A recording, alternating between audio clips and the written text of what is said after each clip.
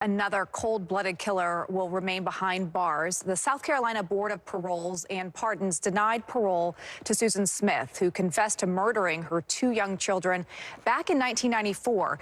In November of that year, Smith told police her sons, 3-year-old Michael and 14-month-old Alex, were kidnapped during a carjacking by a black man in South Carolina, sparking this massive manhunt and media frenzy. But investigators quickly became suspicious of her story, and after intense questioning, Smith actually confessed to driving her car into a lake, killing her sons, who were strapped in their car seats. And Smith has served 30 years of her life sentence, and today she testified on her own behalf, pleading for her release. Very sorry. I am. To you. Ma'am. Myself to move away from Union County because now I don't want to leave them. Smith's ex-husband, David Smith, who is the father of those two boys, spoke today, saying why he opposes her release and believes that she isn't truly sorry for what she did to their children. You can't let her out. For 30 years is just not enough. This wasn't an accident. She deliberately killed Michael and Alex. You don't think she's been rehabilitated? I don't think she'll ever be rehabilitated. To me, she's never even been really sorry for what she did. What scares me is that she would get out and then running into her somewhere. Why does that worry you? So I don't want to see her. I don't ever want to have to face her. Craig, God gives us free will, and that was her choice that night. And defense attorney Misty Marris is back with us. Misty, thanks so much for going through another case with us. This one has been so interesting to so many people. Susan Smith denied parole today after 30 years for the killing of her sons. What is your initial response to the board's decision? You know, I'm not surprised because there's several factors that go into account when you're talking about parole. One is the person remorseful? Are they a danger to society? That's a great deal of the analysis. But the other piece of it, what do the victims think? What do those that have been impacted by the crime think?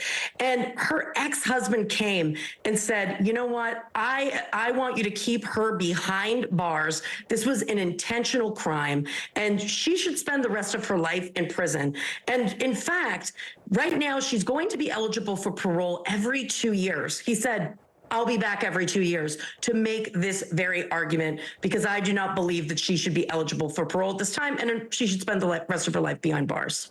Okay, let's talk a little bit about her ex-husband's testimony as well, because as you mentioned, he ultimately said that she's never been remorseful to him, and he even said he almost took his life because of the sorrow that he's experienced. But something else that really came to light in this hearing was that she's had some infractions against her, her time being incarcerated, having some relationships with prison guards and taking drugs as well. What do you think, at the end of the day, weighed the heaviest on the parole board? Was it, like you said, her ex-husband's testimony, or was it other things, or was it the cumulative arguments against her? It's certainly that cumulative arguments, the totality of the circumstances, but the behavior while incarcerated is a prominent factor for the parole board to take into consideration. So to the extent there are those infractions, they weigh heavily against putting somebody back out into society. It all speaks to whether or not they're remorseful and whether or not there's a danger to society. But I do think what weighed against her the most, and it all circles back to her own argument that she presented in favor of parole. She raised issues regarding abuse. She raised issues regarding postpartum. She raised issues about her mental health. All of those very valid factors for an incarcerated individual to bring up.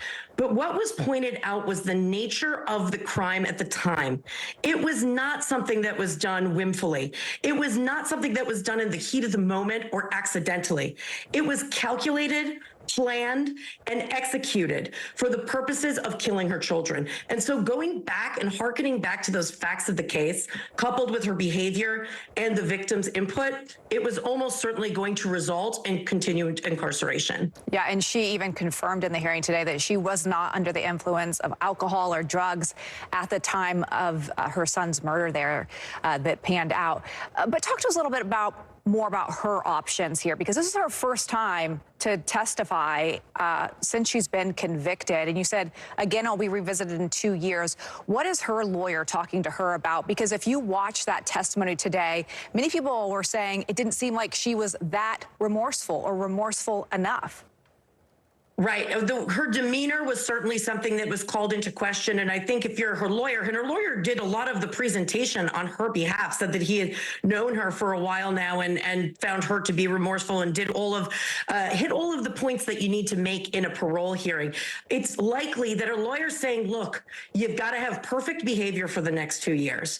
You have to come out and say that you're remorseful, that you're sorry, and not just say it. It has to be believable. And hopefully work towards, from a defense perspective, of course, her attorney, working towards the next 2 years where she'll meet with that parole board again and overcome some of the issues. The fact that she had this hearing gives her and her legal team the ability to basically approach it differently that next time around. And I think her behavior is going to be a very controllable element of that, but also to ensure that she is presenting in such a way where it may move the needle with the parole board in her favor. Yeah, very important there, because she just had that infraction in August against her. And obviously the timeline of this didn't work in her favor. Misty Marris, always appreciate your insight. Great to see you helping us break down these very important cases.